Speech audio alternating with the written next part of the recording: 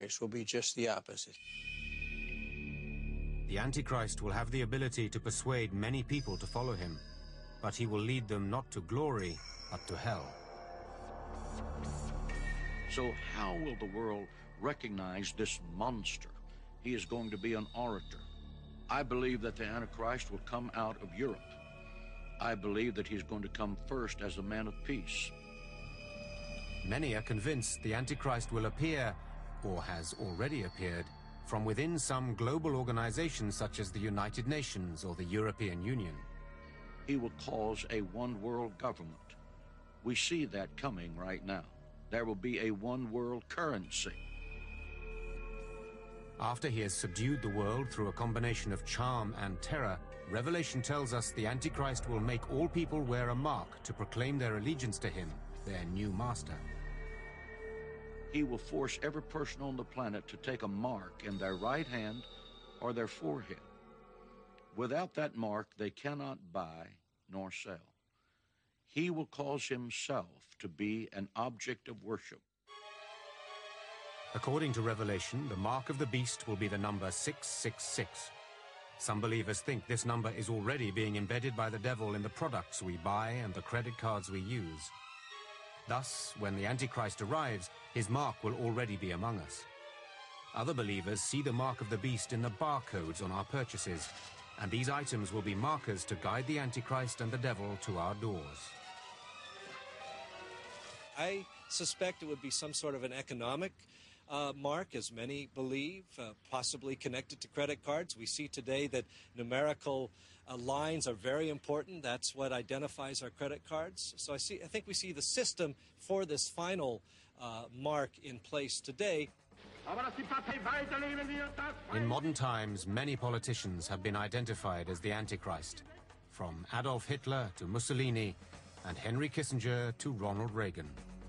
There were some who argued that Ronald Reagan was the Antichrist on the basis of the fact that each of his three names, Ronald Wilson Reagan, has 6 letters. So from that you get 666, the mark of the beast. A great number of mainstream theologians find these literal interpretations of Scripture not only wrong, but also a tragic misreading of the Bible.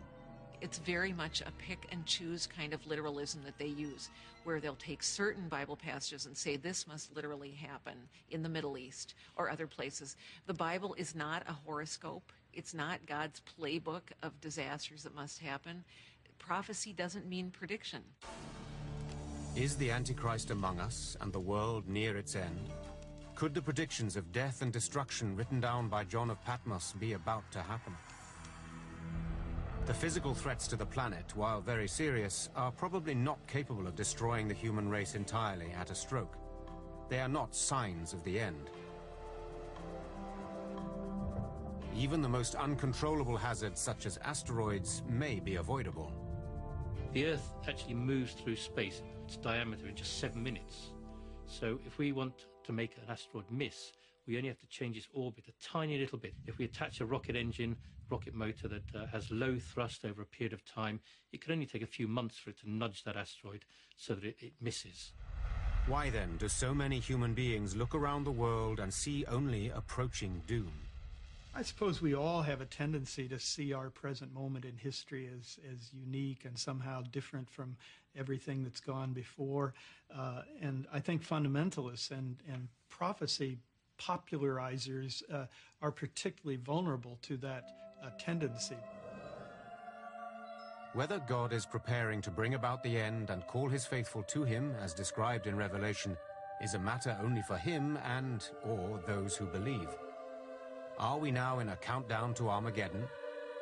Perhaps the best statement regarding the timing of the end of the world is in the Gospel of Matthew, chapter 24, verse 36.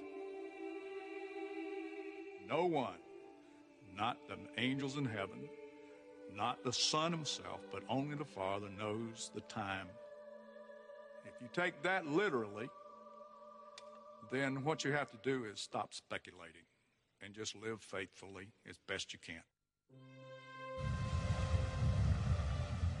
The consensus among scientists is that if our world is nearing Armageddon, it is largely because of a crisis of our own making. And conversely, Our earthly survival may be in our own hands. I think we need to change the way that we live our lives. We can't prevent another Krakatoa, we can't prevent another Yellowstone, but we can bring global warming under control. The thing is, if we don't do anything, the situation is going to get worse and worse and worse. Perhaps, if the four horsemen of the apocalypse are riding among us, it is we ourselves who have set them loose.